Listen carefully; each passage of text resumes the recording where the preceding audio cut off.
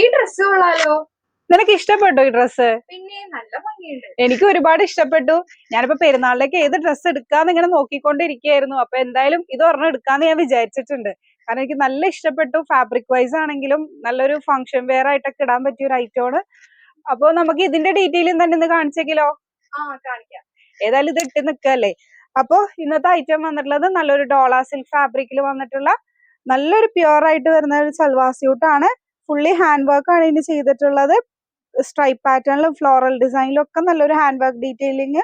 പിന്നെ ഗാമൻ ഏരിയയിലാണെങ്കിലും നല്ലൊരു heavy work pattern തന്നെയാണ് ചെയ്തിട്ടുള്ളത്. പിന്നെ സൽവാർ ആണെങ്കിലും ഒരു സ്ലിറ്റഡ് പാറ്റേണിലാണ് വന്നിട്ടുള്ളത്. ഒരു സ്ട്രെയിറ്റ് ബോട്ടം ആണ് ഇതിന് പെയർ ചെയ്തിട്ടുള്ളത്. പിന്നെ സെയിം ഫാബ്രിക്കിൽ തന്നെ വന്നിട്ടുള്ള ദുപ്പട്ടയാണ് ഇതിന് പെയർ ചെയ്തിട്ടുള്ളത്.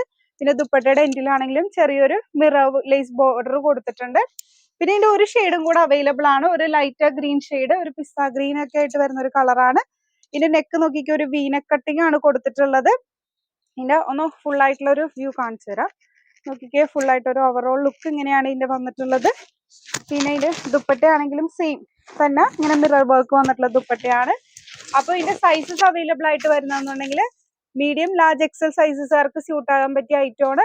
അപ്പോൾ എന്താ പറയാ, ഇപ്പൊ പെരുന്നാളിനാണെങ്കിലും പെരുന്നാൾ കഴിഞ്ഞിട്ടാണെങ്കിലും വെഡിങ് സീസൺ ആണ് വരുന്നത്. അപ്പൊ ഫാമിലിയിലൊക്കെ ഒരു ഫംഗ്ഷൻ ഉണ്ടെങ്കിൽ എന്തായാലും നിങ്ങൾ കണ്ണും പൂട്ടി എടുക്കാൻ പറ്റിയ ഒരു ഐറ്റമാണ്. കാരണം അത്രയ്ക്ക് നല്ല അടിപൊളി ഐറ്റമാണിത്.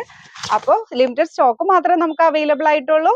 അപ്പൊ വേണ്ടിയ ആൾക്കാർ നമ്മളെ പെട്ടെന്ന് കോൺടാക്ട് ചെയ്യുക. ഇതിന്റെ പ്രൈസും ഡീറ്റെയിൽസ് ഒക്കെ അപ്പൊ നമ്മൾ പറഞ്ഞു തരുന്നതായിരിക്കും.